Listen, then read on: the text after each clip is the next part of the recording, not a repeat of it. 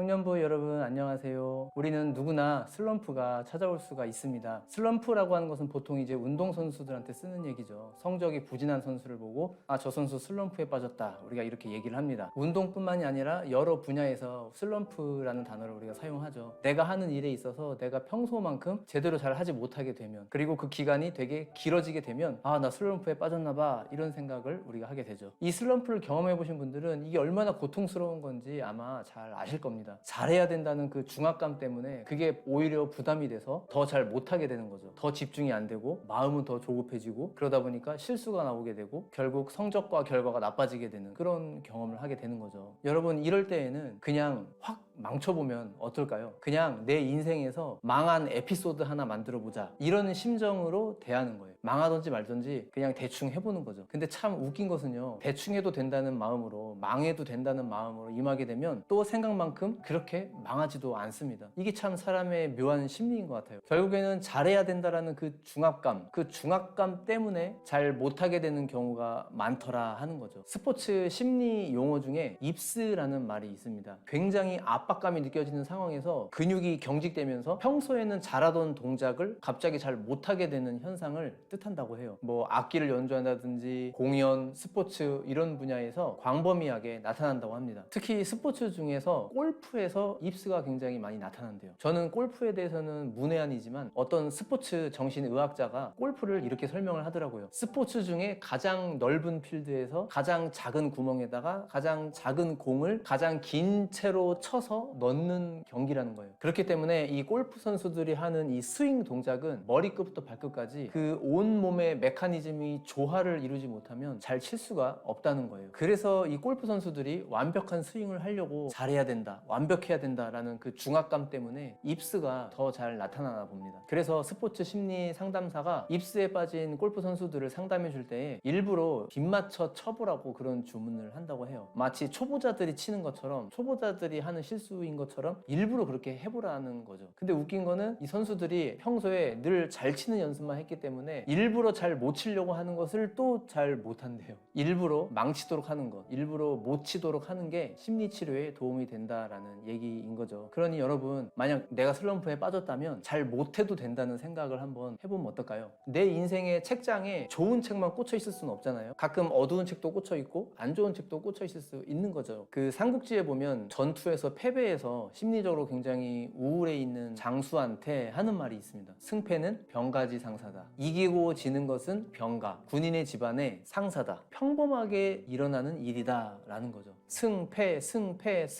이거는 군인의 집안에 있어서 일상적인 일이라는 거예요. 비난받을 일이 아니라는 거예요. 그냥 일상적으로 늘 일어나는 일이라는 거예요. 군대 다녀오신 형제분들 이런 말 들어보신 적 있죠? 작전에 실패한 병사는 용서받아도 경계에 실패한 병사는 용서받을 수 없다. 경계 근무를 제외하고 다른 거에 있어서 실패하고 패배하는 거 충분히 그럴 수 있다, 이 얘기죠. 우리가 하는 일도 마찬가지예요. 안타 칠 수도 있지만 삼진당할 수도 있어요. 안타 삼진 이거는 비난받을 일이 아니에요. 병가지 상사예요. 일상적인 일인 거예요. 우리나라는 세계 어느 나라보다도 이 경쟁 심리가 엄청나잖아요. 아주 과열된 사회예요. 그러다 보니까 사람들이 다 저마다 심리적인 통증을 가지고 있는 것 같습니다. 잘해야 된다, 남들보다 조금 더 잘해야 된다, 더 완벽해야 된다, 이런 분위기가 우리의 정서를 지배하고 있는 것 같아요. 그러니까 OECD 회원국 중에 불명예스럽게도 우리나라가 자살률 1위이지 않겠어요? 아주 오래전에 무한도전이라는 프로그램이 예능 프로계에서 압도적인 1위를 했던 적이 있습니다. 그때 그 김태호 PD에 대해서 어떤 칼럼니스트가 쓴 글을 우연히 읽은 적이 있었는데요. 대충 이런 내용이었습니다. 무한도전은 B+를 지향하는 프로그램이라는 거예요. 모든 프로가 매 회차 때마다 엄청나게 재미있을 수가 없다는 거예요. 그래서 B+를 지향한다는 얘기죠. 무한도전이 방영되었던 그 회차들, 매주마다 있었던 그 회차들을 쭉 나열을 해보면 그 시청률로 평가를 해봤을 때 A, B, B 이런 식으로 흘러가더라는 거예요. 한 번 엄청 재미있었으면 두 번 정도는 그냥 나쁘지 않은 수준으로 그냥 흘러가고, 그러다가 또 한 번 엄청 재밌고 또 두세 번 그냥 보통으로 흘러가고, 그런 식이라는 겁니다. 여러분, 이게 현실적인 지혜라고 생각돼요. 상식적으로 A를 목표로 해서 뛰어야 목표가 A 아니면 B라도 되지, 이게 우리 생각이지만 실제 현실에서는 B를 목표로 해서 뛴다는 생각이 오히려 우리로 하여금 롱런하게 만들어준다는 거죠. 우리의 멘탈이 더 강건해지고 더 여유 있어지고 더 건강해져서 장기적으로 봤을 때, 전체적으로 봤을 때 더 잘 뛰게 된다라는 거예요. 전도서 1장 2절 3절 말씀에 보면요, 전도자가 이르되 헛되고 헛되며 헛되고 헛되니 모든 것이 헛되도다. 해 아래에서 수고하는 모든 수고가 사람에게 무엇이 유익한가, 이렇게 말씀합니다. 여러분, 우리가 바로 내 코앞에 있는 것을 보면서 이거 정말 완벽하게 잘하려고 남들보다 좀 더 잘해보려고 하는 그 모든 노력들, 어쩌면 이게 헛된 것일지도 모르겠어요. 과열된 마음을 여러분 잠시 식히시고 하나님 품 안에서 안식하시고 재충전할 수 있는 즐거운 명절 되시기를 바랍니다. 청년을 위한 5분 메시지 여기서 마치도록 하겠습니다. 감사합니다.